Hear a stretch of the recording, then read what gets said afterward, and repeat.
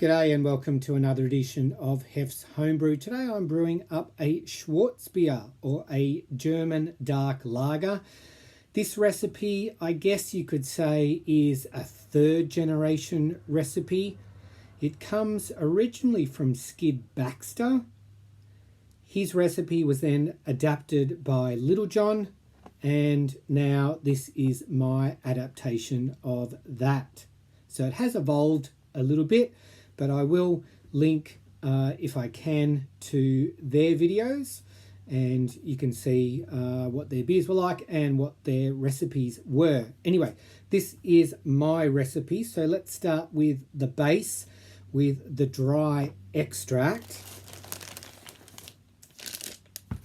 Light Pilsner malt extract, 2.5 kilos. Now this is expensive stuff.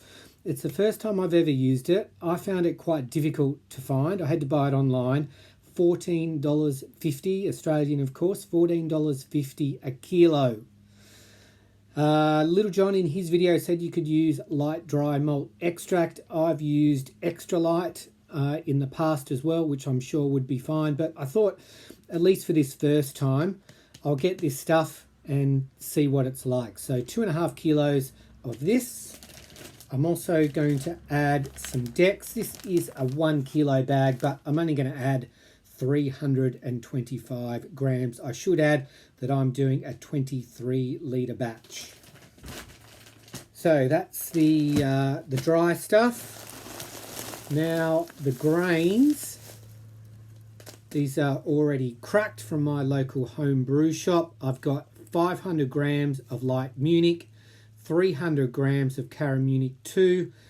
I wanted Carafa III, but my local homebrew shop only had Carafa I, so I've got 250 grams of Carafa I, 150 grams of light chocolate, 110 of Melanoidin, and 100 grams of roast barley. So fair bit of grain there. For the hops, I've got 100 grams of Tettnanger, and I'm going to ferment with 2 packs, sorry these are the wrong way around, 2 packs of Novalager.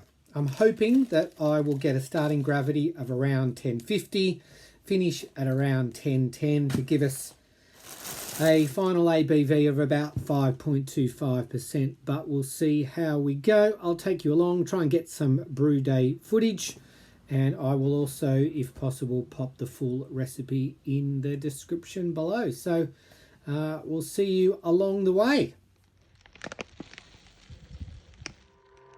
Okay, I've just dumped the grains in. We've got 5 litres of water in the digiboil. Just giving it a stir, make sure all the grains get wet. And we're going to let this mash at 68 degrees for 30 minutes. Okay, that's our 30-minute mash done. We're just pulling the grains out, let that drain, and then we'll bring it up to the boil.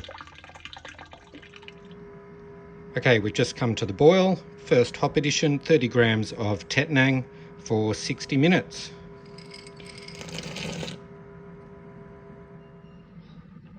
$30 minutes, and another 30 grams of Tettnanger. Okay, last hop addition, we've got another 10 grams of Tettnanger, and this is going in for 10 minutes.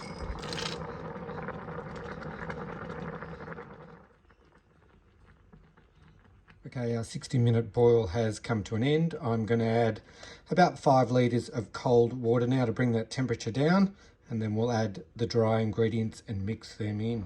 All right, the dry ingredients are all in. I'm just giving it a bit of a mix to try to dissolve it the best I can, popping just a tiny little bit of heat back on it as well to help it dissolve, because I did put in quite a lot of cold water, brought the temperature right down, and then we'll get ready to transfer to the fermenter.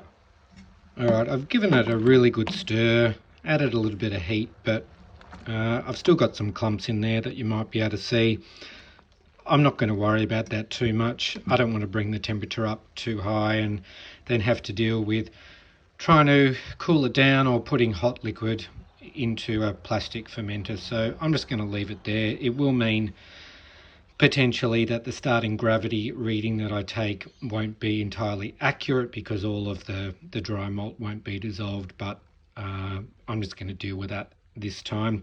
So in a moment I will transfer it into a sanitized fermenter and then top up with spring water to 23 litres.